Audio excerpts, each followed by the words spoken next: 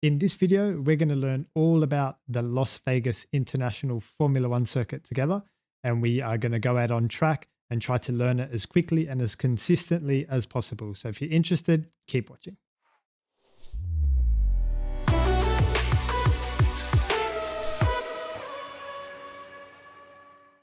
Welcome along to this video on learning the Las Vegas International Circuit. Now, the first thing I like to do is just let's have a look at the circuit together. So on the whiteboard, we'll get the layout and we'll just start to have a look at it together and see what sort of details we can find. And this really is the beginning of the process of learning a new track from scratch. So let's get it on the whiteboard and have a look at it together. Alrighty, so hopefully you can see that on the screen here. We just got to have a look at it really and identify a few features that we can see. I know nothing about this circuit, so it's just totally new for me. We're going to go out on track together for the first time as well. And I'm going to take you around and go through my thought process on learning a new track. So the first thing we want to do is identify which way it goes. So I can see turn one over here. Perfect. And it looks like we go down this direction here. Cool. So 17 is the last corner. That is a flat out left-hander. Awesome. No worries there. And turn one, we're straight into, if this track map is drawn correctly, we're straight into an increasing radius corner. So a technical corner straight away. So increasing radius, if you're not familiar, comes in and then opens up like that on the exit. The key with increasing radius corners, traction. Why? Because you're turning and accelerating and upshifting all at the same time. So traction is going to be key there. So you can see straight away that we're starting to identify, we're at turn one and we're starting to identify like what are going to be the key elements to this track. So it looks like a tight corner, increasing radius. So let's see how we go there. Again, we don't know how this track map is drawn, if it's drawn accurately or correctly. And later I recommend that we watch an onboard video together. But let's just see how we get on. So we got a sort of long corner, hairpin-ish, increasing radius. Traction is going to be important in turn one. And we need to switch over the racing line and get a really good entry here into turn three. This is very important because we've got a bit of a straight afterwards. So that's fine, into a heavy braking zone here. So finding a braking point is going to be very important here. So we've got a sort of short straight here, which is not important, but good to know for memory, just so that it's, we're going to carry some good speed through here, turn three, and just carry that down this straight. So it doesn't look like the longest straight on the track, but nevertheless important. But the most important thing I see here is the heavy braking and braking stability, getting the front brake balance forward into this heavy braking zone. That is going to be very important. So there's a tip as well. Okay, so we come out of turn five and we've got this decreasing radius corner into a chicane before another tight corner onto a straight. Doesn't this look familiar? This reminds me exactly of Miami. Miami has something super similar. If you go have a look at Miami, you'll see that it's got this sort of turning, braking, downshifting into a Mickey Mouse chicane and then into one tight left-hander that puts you onto a straight. So very similar section here to Miami. So check out Miami. You'll see exactly what I'm talking about. This decreasing radius corner is technical. So your trail braking is important. And then when the car is nice and slow, bang, you want to hook up with this curb here. The turn 7 entry curb is going to be critical to open up the whole rest of that section. Okay. So that's super important. And I wonder now if this is like a thing, like the new tracks in America or Herman Tilke, whoever's designing this track, is thinking that for some reason they want a decreasing radius corner into a chicane before a tight section. Yeah, I'm not sure I agree with that because it's not going to promote overtaking.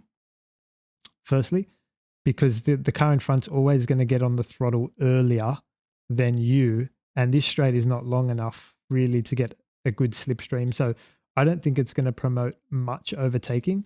The things that promote overtaking are fast corners onto fast straights. So something like this, where if you come through here super fast, you can get a run on the car in front. And that's going to promote overtaking into turn one.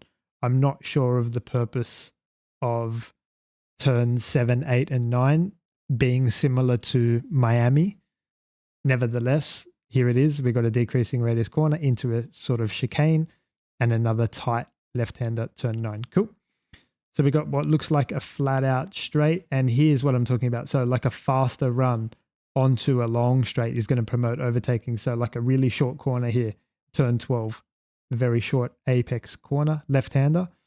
Cool. Now we've got the longest straight on the track, looks full throttle into, again, I'm going to call this a short left-hander that just sort of opens up on the exit. So 2 short left-hand corners here, which are going to be very important because they've got straights after them as well. Cool. So we've covered the whole track now pretty quickly. Let's just do a couple of things. So let's just highlight our straights, and we're just going to see like how important these might be. So that is the main straight. Here's another short straight on the track. Again, I don't think it's the most critical, and another short straight over here. And we just highlight these so that we can break the track up to get good memory. And here is our longest back straight. Again, Miami-esque long back straight. All good. And we're only left with a few corners now, really. We've got the increasing radius and the fast one there, the decreasing radius and the chicane, the Miami thing, and a short corner and a short corner. Easy, right? So that's pretty much it. The other things you want to identify are like, where's the pit lane entry and where does the pit lane exit take you out as well. So if I just undo some of that work, I think we can see it here. So the pit lane entry is just off 17. It looks like a really short pit lane. So that's quite a short pit lane. So that's going to promote more stops because it doesn't cost you so much to make a pit lane. So you want to come in, come out, get a new set of tires very quickly. And the other thing to note is that it actually bypasses turn 1. So also similar to Miami, bypassing turn 1 means the pit lane, you don't need to do turn 1. So it's even shorter. So you shortcut 17, short pit lane, bypass turn 1. This is good. This is going to promote pit stops and possibly push this race into a 2-stop, which is good. Cool. So that's my track map review done. Traction is important here. Trail braking is important here. The curbs are important here. And carrying good speed onto these straights down the back are important as well. Now, at this point, I would recommend that we watch an onboard together. But because it's a new track, there hasn't been any cars going through here, so we can't really watch the onboard together. But this is really the next step. Once you've done your desktop review, have a look at an onboard together. You'll get even more detail about the curbs and how long the straights are and how wide the track is, and you'll get all that extra detail. So the next step is to watch an onboard if there was one. We're going to bypass that step because obviously we don't have the onboard. No one's gone around here yet. The third step after that would be to walk the track itself.